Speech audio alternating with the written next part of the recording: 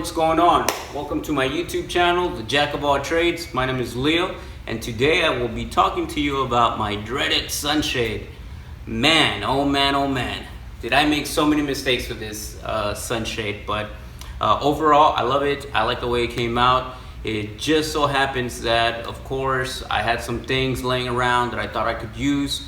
I also did not want to drive 15 minutes away to go to Home Depot, so I ended up going to Walmart, and I'm pretty sure that's where it all started to go wrong from the get-go, right? So just FYI, sometimes you can get some good things that hold up at Walmart. I mean, your standard Gorilla Glue is the same as your Gorilla Glue that you would get from Lowe's, Home Depot, etc.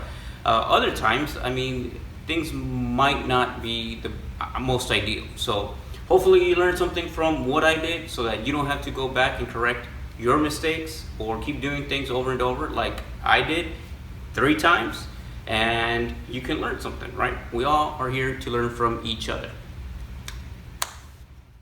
So first things first, here is the exact product that I bought, a 13 by 20 or 20 by 13, however you want to see it. Sunshade by Sunshade Depot. So this one is light gray, and it's supposed to let in about, I think, 20 or 30% of the sunlight. So it blocks out about 60, 70%, something like that, and it's just perfect for what I needed it to do, which was provide some sun for the plants to grow underneath where my pond is, but at the same time block out some of it so that it's not scorching hot while we are walking through our pond bridge. So it came with the D-rings that you see there and some rope. Honestly, the rope is very cheaply made. I didn't use it, gave it to my kids so he could play, but I did use the D-rings. They weren't bad at all, so I didn't buy any of that to begin with. First thing I had to do was measure out to get an idea of where I wanted the sunshade. Now, I don't know if this is how you're supposed to do it. I really didn't Google this, research this, or anything like that. This was basically just using previous experiences and I don't know, I guess the experience of making my bed and seeing how things are kind of stretched out, right? So the first thing I did was automatically just put the D-rings right in the corner because I knew that the sunshade itself was 20 feet and I was working with 22. So I just figured, I'll just tie it to those corners and it should be fine. I just kind of used the concept of 13 feet. You kind of add a foot for slack. So I measured from the very corner of my courtyard all the way out 15 feet, and I put the other 2 D-rings. So I put one on one side and one on the other. So you can see there where the pond and my bridge is and pretty much what it's going to cover. So this was the first masterpiece that I created. This was using some double-ended bolt snaps. Some I had here at the house, and some I just went and purchased at Walmart. As you can see, these are it. The same ones I had at the house. I've used them with my dog. She is a German Shepherd, so I figured big dog, hey, it could probably pull quite a bit of weight. I also had a couple of oval screw lock links. They're kind of like carabiners that close themselves or screw themselves. So I had some of those, again, from Walmart, so I just went ahead and bought what I needed to complete the other ones. You can see here that it goes from the sunshade with an oval link, then another oval link into the double-ended bolt snap, which then links up to the D-ring. Well, that, ladies and gentlemen, lasted about a week and a half. So after a week and a half, this is the picture you get from your wife telling you that your work sucks and you need to hire a professional. And you say, no, I can fix it. So in comes attempt number 2. So by this time, I said, I'll be smarter than the average bear and now get a chain that can withstand about 800 pounds. Surely that's not going to rip. So that's exactly what I did. I went and bought 1-foot pieces of chain so that I could go ahead and use the oval screw lock links. Those were pretty good. I mean, those were withstanding the force of the wind and the pressure, whatever have you. So I thought to myself, those were pretty good. Yeah, it didn't come apart, but this is what you get.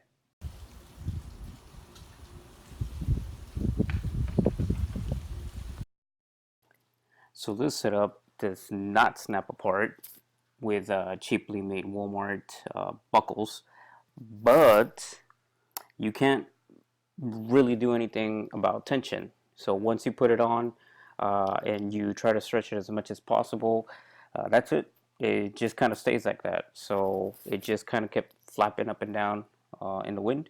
And I really didn't like that because it just kind of looked messy. It looked like it was going to tear apart at any minute. It just overall looked bad. So finally I broke down and ended up going to Home Depot, which I should have just gone to from the very get-go. I went and bought these turnbuckles that ended up being exactly what I needed. I combined them with the oval screw locks that I had already purchased and basically ended up with what you see here. In some of the corners, I ended up going with the oval screw lock, the turnbuckle, and then the oval screw lock. And in some cases, like this one, I ended up just going with the turnbuckle into the screw lock into straight to the sunshade. Quite honestly, this was a fluke because I don't know if you remember in the beginning, I didn't really have a science to it other than just measuring out 2 more feet from the 13-foot section. So when I actually started putting these on, I did not close them up at all. I opened them up all the way and then I just started kind of clipping. So I actually had to provide quite a bit of tension to be able to put them all. And this was really cool because what it allowed me to was to keep stretching the sunshade as I needed. So like I said, right off the bat, it had a lot of tension, so it looked pretty good. After about, I'd say, a day or two, I started noticing that it looked a little bit loose and that it was somewhat just kind of bouncing up and down. So that's when I went ahead and just tightened up the turnbuckles in every corner. And right off the bat, it started looking like new again. A couple of days later, same thing.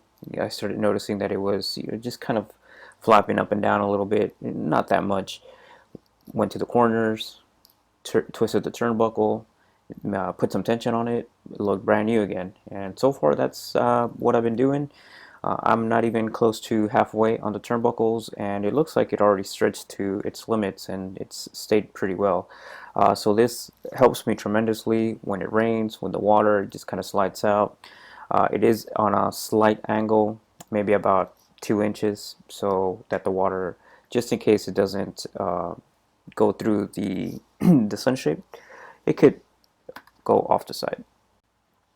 In case you're wondering how I was able to provide all the tension to be able to do all of this, you can see here that I just got my simple ratchet straps that I carry with me in my truck that I use for carrying things, everyday use. What I ended up doing was simply putting one of the hooks on the ring at the edge of the tarp, running it through the D-ring at the edge of the house, and then just find anything, guys, that you can use below. For example, here is a little picture I drew of how I ran the ratchet strap from the sunshade through the D-ring and then all the way down to the pond bridge. So all I did was start ratcheting the strap. It was pulling it, and once I got it to where I could put the oval rings, snapped them in place, and that was it. So there it is, guys, the finished product. I don't think I did too shabby other than waste $20 on materials that I shouldn't have been using, but lesson learned. Hopefully you don't do that same mistake and yours goes a lot smoother than that. Here's just a couple of the items that I used. I only listed, what I actually used, which was the sunshade turnbuckles, oval locks. I didn't think I needed to put the other one since it was not used. So $100, there you go. Keep on DIYing. Until next time, this is the Jack of all trades.